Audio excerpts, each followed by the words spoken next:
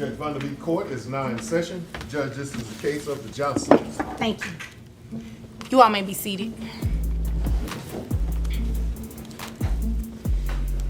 Mrs. or Miss Johnson? Soon to be Miss. Sir, I was talking to her. Soon to be Miss. Yes. Mrs. Johnson. Yes. You brought this case before the court. What's going on? Yes, I did. The child is now 18. I would like to be relieved of the child support payments. Continue. Because I've fulfilled my obligations in the amicable split that we had. So since the child is 18, I would like to be relieved of child support payments. Okay. So, sir, how do you feel about that? Ma'am, I don't know what kind of Afrocentrickery she's trying to run up in here, but it costs money to raise a child. I understand he's The tension is palpable here. Mrs. Johnson is clearly ready to move on from her child support obligations, but is she forgetting the ongoing care her adult child still needs? It's a stark moment of contrast between a parent's desire for freedom and the reality of the responsibilities they've left behind. What do you think? Should she still be paying child support? 18, but he's handicapped. He's special. Okay, so now we're getting to the meat of it because that's not what she just presented to me. Well, She she's just acting presented special it. right now because she don't want to Well, pay sir, this money. let's not do name calling. That's not nice. I didn't call her no names, ma'am. I'm just saying she's acting special. All I know is this: it costs money to take care of this child. I don't have it. When you say he's special, what type of disability does He has he a have? mental disability, ma'am. Okay. What type of medical bills does he have? Currently, my bills are running about $1,800 a month. I have a garage. Obviously, by my dress and appearance today, I'm a simple man.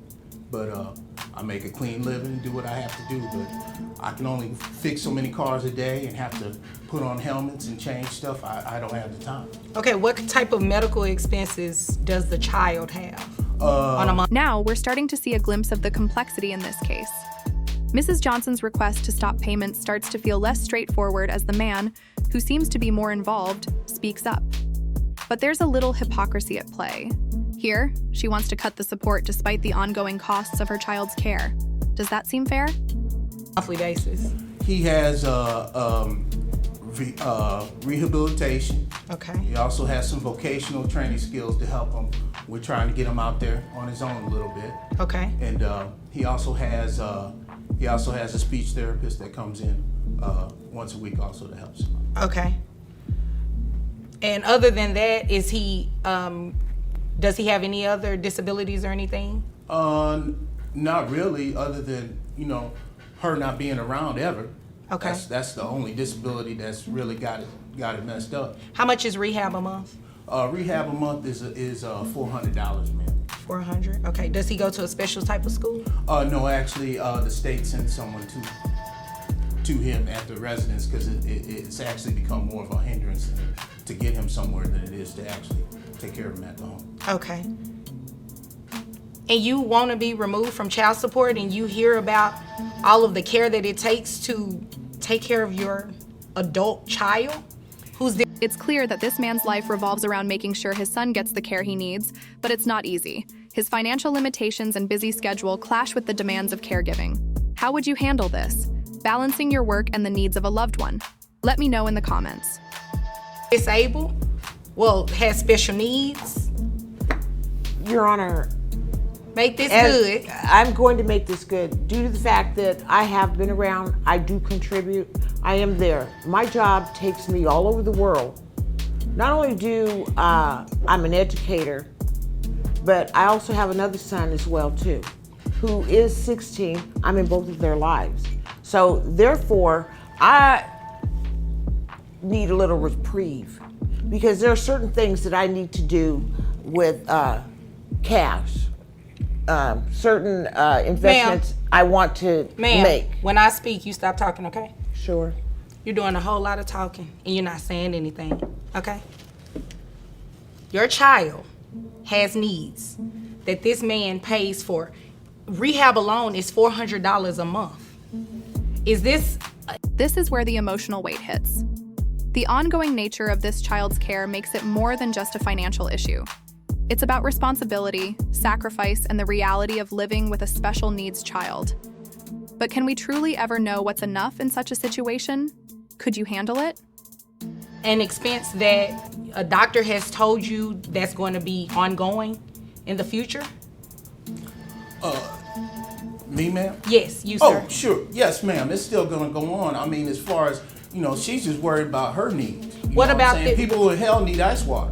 What about the caretaker coming out to the home? Is that going to be something that's ongoing as well? No, ma'am. That's gonna end here actually in about 2 years here. It's gonna 2 end. years. Yes, 2 ma'am. years? Yes, And ma'am. you are asking me to stop paying child support today? You know what, ma'am? According to the paperwork that you provided, your child support is based on your annual income of $30,000 a year, right? That is correct. How much are you making now? Probably a little more over 10,000 Okay. over that. You know what? Let me ask him, because I don't think some of the information you're giving me is very truthful. Sir, how Yes, much ma'am. money does she make a year that you know of? When we first did the situation, she was making $30,000 a year. Now, Okay. Here comes the conflict. Mrs. Johnson doesn't want to continue her financial obligations, but she's asking for a break at a time when the child still needs consistent care. Is it selfish to seek reprieve from financial responsibilities? Or is it understandable, given her other commitments? the way we dressed today, obviously one of us didn't come up. So I think somebody might need to talk to somebody or count some beans or something, because I know somebody make a little money, it ain't me. I had this garage by myself for 35 years. But the child lives with you, correct? Right. And I Ma'am? had to keep my other garage. Ma'am, how much money do you make a year, truthfully? Truthfully, about 42,000. You make But 40. see, he negates the six. No, Okay. no, ma'am.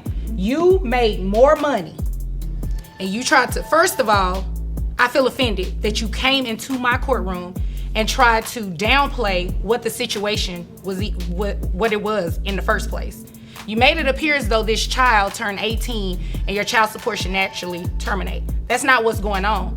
Your child has special needs that this man has been paying for, and you have gotten a $12,000 raise, in a sense, of salary. Period of time. And he, excuse me? See, that's the reason I got Even rid of over her a the period of first time. time, today you make more money. You make more money, and you just heard this man testify that a medical doctor told him that it's going to stop, the care coming to his home is going to end in 2 years. 2 years. 2 years, right? That is a long time. Allow me a 2-year reprieve so I can do some things that I need to do. Ma'am, I don't have listen, a problem listen. continuing The on only taking care of my reprieve- child. The only reprieve you're going to receive here today is to start your child support obligation on a monthly basis to this man, okay? That's where we're going to do. Is it continued? Ma'am. Because The judge's frustration is clear here. She's not letting Mrs. Johnson's intentions slide. And she's absolutely right. Just because the child turned 18 doesn't mean that the need for support ends. This case highlights a huge issue. How do we define financial responsibility when it's tied to long-term care for someone with special needs? I've been doing. Oh, yeah, it's going to go up. Excuse It's me, definitely going to go up. Yes, sir. Apparently denial isn't just in Africa, it's here today. Look, listen, sir. Listen. Your little innuendos, those are cute, but let's leave them somewhere else. They're not Yes, going to ma'am. take place in here. Okay? They're not going to take place in here. And ma'am, your outburst, please. I'm not impressed. I'm not impressed either. No, you shouldn't be. You should not be impressed. You came into this courtroom and tried to misrepresent, and you just simply don't want to take care of your child. That's reasonable. That is ridiculous.